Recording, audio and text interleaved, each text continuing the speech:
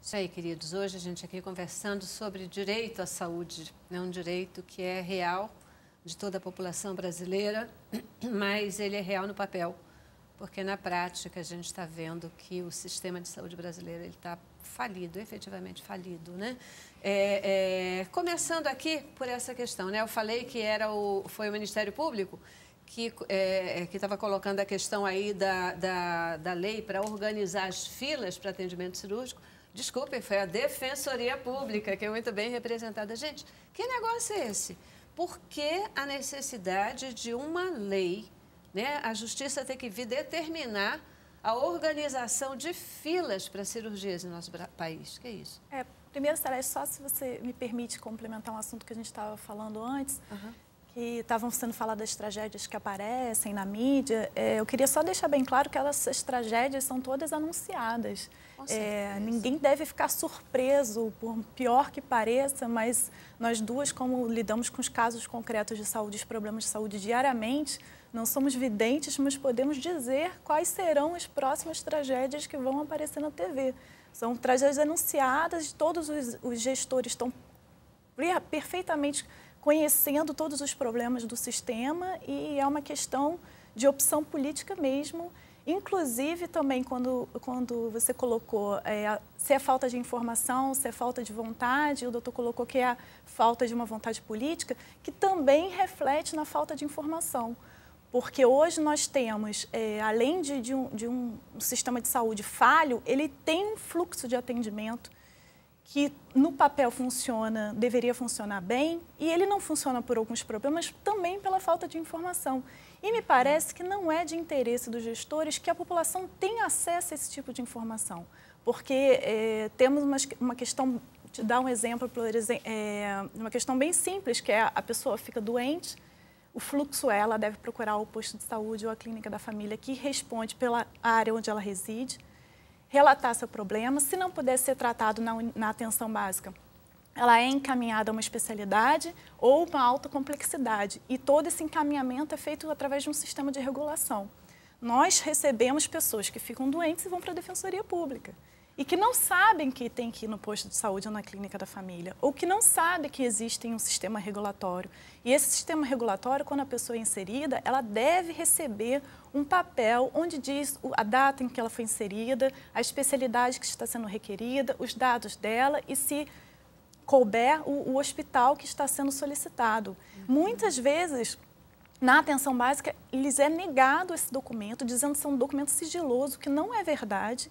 E esse atendimento a esse fluxo, em tese simples, que poderia sanar muito dos problemas, ele não é divulgado. É uma coisa tão simples de ser feita que eu só posso entender que é proposital essa falta de divulgação. E a falta de informação, a ignorância da população está diretamente ligada ao exercício da democracia, ao exercício e à efetividade dessas políticas, à cobrança dos gestores do que realmente deveria estar sendo prestado. Com relação a esse caso que você está mencionando das filas, a Defensoria Pública da União levantou um estudo sobre... nós pegamos vários casos de pessoas que estão aguardando na fila de cirurgia para as mais diversas cirurgias, muitas cirurgias ortopédicas, e foi levantado um estudo pela Defensoria Pública da União no ofício de tutela coletiva, não foi feita por nós duas, e chegou-se a esse número, que eram mais ou menos 12 mil pacientes aguardando para fazer uma cirurgia. E com 12 mil pacientes aguardando para fazer cirurgia, não precisa, na verdade, de uma lei que organize uma fila. A lei ela não serve para isso. Isso é questão de gestão. Sem dúvida.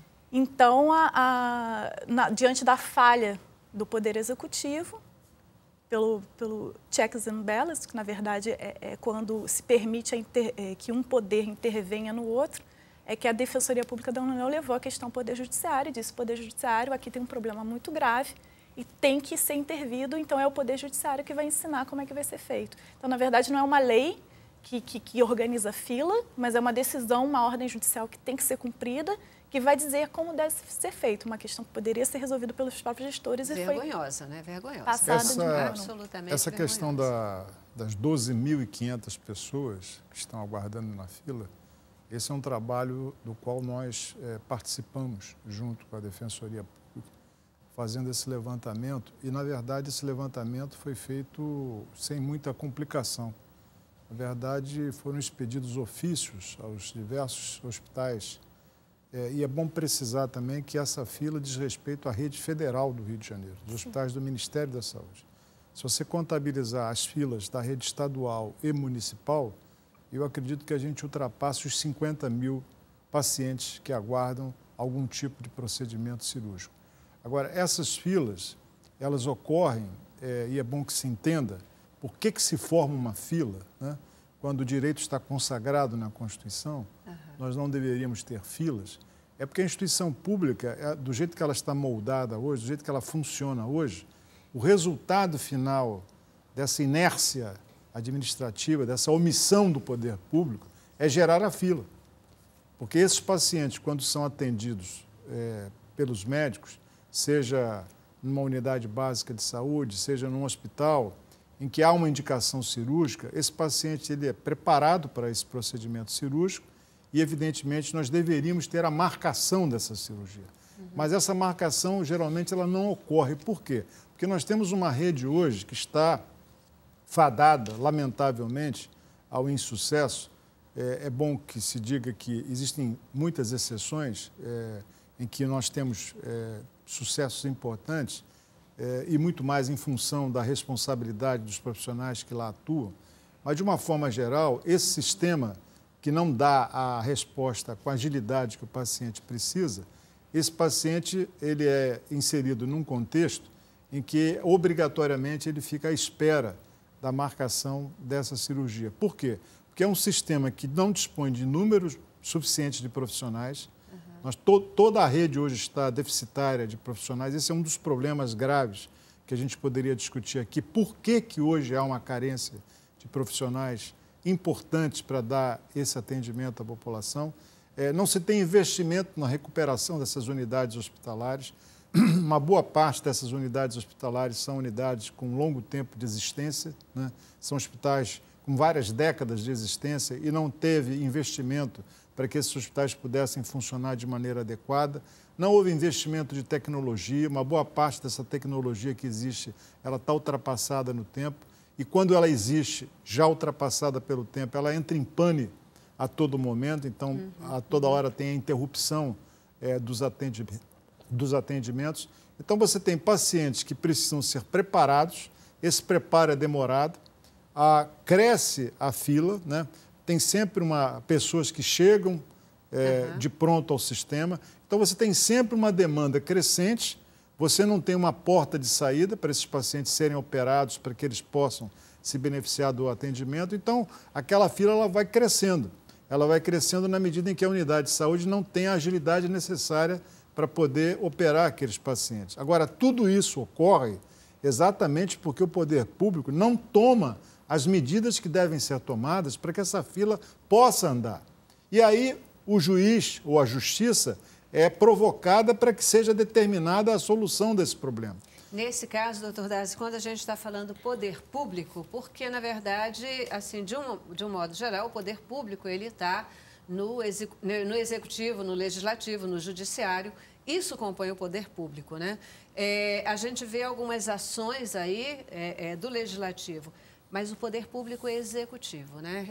Exatamente. Onde é aquele que devia, de fato, fazer a fila andar, exatamente, organizar a fila e fazer a fila andar. É o prefeito, é o governador, é o presidente da República, esses que realmente se omitem no seu papel constitucional de garantir que a fila ande. O problema é que essas filas, quando andam, às vezes andam tardiamente.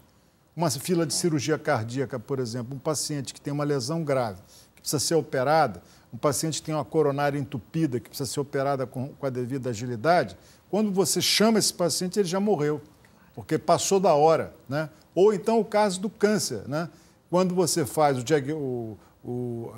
identifica uma lesão suspeita que exige de uma confirmação de diagnóstico, entre esse momento que você suspeita até o momento que você faz o diagnóstico, às vezes passa um longo tempo e esse paciente já perdeu a oportunidade de se beneficiar do tratamento. Essa é a grande questão. Então, são crimes que são praticados diariamente, sucessivamente, por essas pessoas que deveriam garantir a saúde da nossa população. Essa é uma situação realmente muito grave. Né? Com esse mapeamento, né, e essa percepção concreta da situação da saúde no Brasil, quais são efetivamente os direitos do povo? Você começou a elencar alguns direitos, né? O que é o direito dessa população e que ela pode exigir, correr atrás e como? Primeiro, quais são esses direitos? A população ela tem direito a receber uma saúde preventiva, ou seja, informações de como prevenir determinadas doenças, a vacinação, que aqui no Brasil ela tem um certo destaque internacional, as campanhas de vacinação. Tem direito à questão de tratamento mesmo, quando for efetivamente diagnosticado. Tem direito a um diagnóstico rápido. E, por fim, quando não houver mais possibilidade terapêutica, o Ministério da Saúde tem portarias que prevêem os cuidados paliativos. E isso não é efetivado. No caso do câncer, que é a nossa maior demanda, o cuidado paliativo ele só é fornecido no estado do Rio de Janeiro pelo INCA. Os demais CACONs e UNACONs, que são os centros e as unidades especializadas em tratamento oncológico, elas não têm um programa efetivo para fornecer cuidados paliativos para essa população que foi diagnosticada com câncer. Mas em outras doenças também há previsão. Na verdade, o atendimento é bem amplo, muito maior do que a população. A gente tem algum questionamento com relação a medicamentos, que existem medicamentos que não são aprovados, medicamentos que são prescritos, o que a gente chama de off-label, com uma prescrição diferente do que, em tese, do que para que a finalidade para que ela foi aprovada. Tem alguns questionamentos com relação à medicação, mas com exames, consultas, tratamentos, o direito é amplo. Ok. Em relação ao que o doutor... Perdão, Celeste, mas é porque quando o doutor Dazi veio falar da questão cardiológica, de tratamentos cardiológicos, que tem que ser feito imediatamente, eu imediatamente me lembrei de uma assistida minha. O caso dela é curioso porque ela está com entupimento de carótida há mais de um ano, temos decisão judicial há meses determinando a realização do procedimento e ela está há mais de um mês esperando realizar internada no Instituto Estadual de Cardiologia do Rio de Janeiro, esperando realizar finalmente a cirurgia, só que o Instituto Estadual de Cardiologia, que em tese só faz tratamento cardiológico, não faz a cirurgia por falta de stent, o que é um pouco complicado, né? Pois é, aí a gente vê, né? Tá legal. O que adianta eu ter o direito à saúde, ter o direito ao atendimento, ter o direito a isso, ter o direito àquilo, se eu, na prática, não tenho esse direito? O que fazer? Onde recorrer? Como exigir que esse meu direito ele possa ser efetivamente cumprido? Eu espero que a gente tenha um pouquinho de tempo, porque eu fico pensando, será que o fato da saúde do Brasil ser dirigida, vamos colocar assim, à população pobre, o que está certíssimo, mas não deveria ser só, né? Deveria ser dirigida a todo o público brasileiro, mas será que o fato dela ter como o maior foco a população pobre, que de repente não tem recurso para correr atrás dos seus direitos, nos dá essa inércia e essa ineficiência?